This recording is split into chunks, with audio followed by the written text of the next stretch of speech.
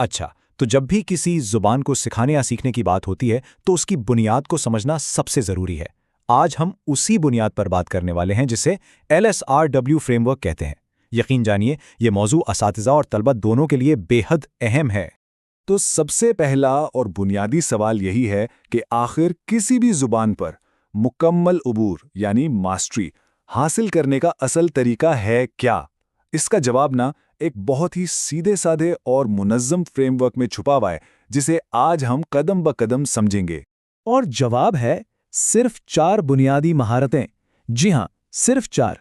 ये ज़बान सीखने के 4 सुतून हैं और इनमें से किसी एक के बगैर भी मुकम्मल महारत का तसव्वुर नामुमकिन है।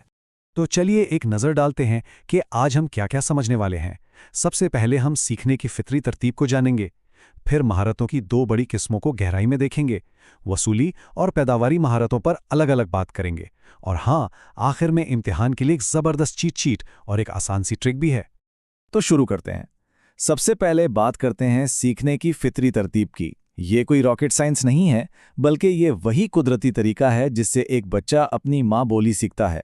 और यही LSRW मॉडल की बुनियाद भी है।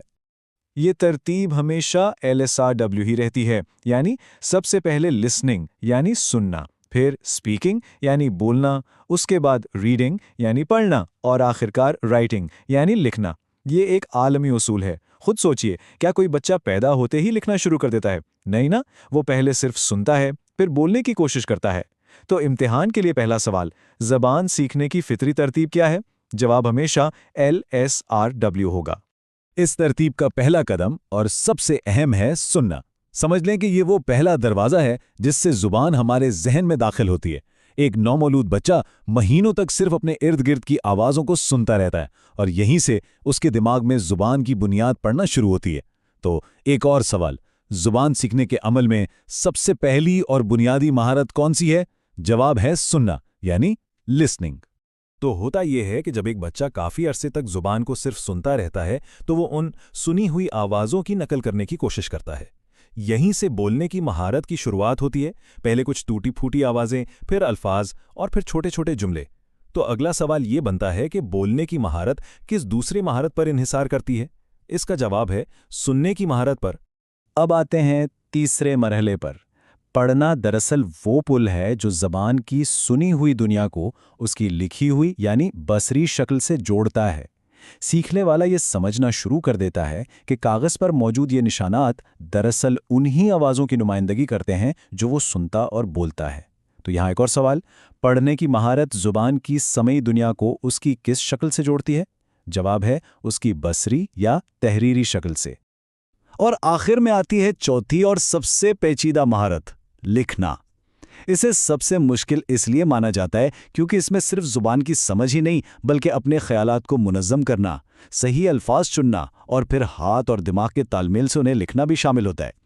इसके लिए फ़ाइन मोटर स्किल्स की भी ज़रूरत होती है। तो एक और अहम सवाल, इन चारों महारतों में से सबसे पेचीदा कौन सी है और क्यों? जवाब है लिखना, क्योंकि इसमें आला ज़हनी और जिस्मानी हमाहिंगी दरकार होती है। ठीक है, अब जब हम LSRW की फितरी तरतीब को समझ चुके हैं तो आइए इसकी एक और गहरी तह को खोलते हैं। इन चारों महारतों को उनके काम की बुनियाद पर 2 बड़ी अक़साम में बांटा जा सकता है। ये स्लाइड पूरे तसव्वुर का निचोड़ है। एक तरफ हैं वसूली महारतें, जिन्हें अंग्रेजी में रिसेप्टिव स्किल्स कहते हैं। इनका काम है मालूमात को वसूल करना या इनपुट लेना। इसमें सुनना और पढ़ना शामिल हैं। दूसरी तरफ है पैदावारी महारतें यानी प्रोडक्टिव स्किल्स। इनका काम है ख़यालात को पैदा करना या आउटपुट देना। इसमें बोलना और लिखना शामिल हैं। तो क्या कोई सुनने और बोलने की महारतों को उनकी सही किस्म में तकसीम कर सकता है? जी, सुनना एक वसूली महारत है और बोलना एक पैदावारी महारत है। तो सबसे पहले बात करते हैं वसूली महारतों की। ये वो महारतें हैं जिनके ज़रिए ज़बान और मालूमात हमारे जहन में दाखिल होती हैं। तो वसूली महारतें 2 हैं। पहली है सुनना, जिससे हम आवाज़ के ज़रिए मालूमात हासिल करते हैं, और दूसरी है पढ़ना, जिससे हम तहरीर के ज़रिए। सीधी सी बात है, ये दोनों ज़ुबान सीखने के लिए इनपुट चैनल्स हैं। तो एक और सवाल गौरतलब है, वो 2 वसूली महारतें कौन सी हैं और वो मालूमात किस ज़रिए से हासिल करती हैं? जवाब है सुनना आवाज़ के ज़रिए और पढ़ना तहरीर के ज़रिए। चलें, इसको एक मिसाल से पक्का करते हैं। اگر کوئی طالب علم اخبار پڑھ رہا ہے تو ذرا سوچئے، معلومات اس کے ذہن میں جا رہی ہیں یا ذہن سے باہر آ رہی ہیں؟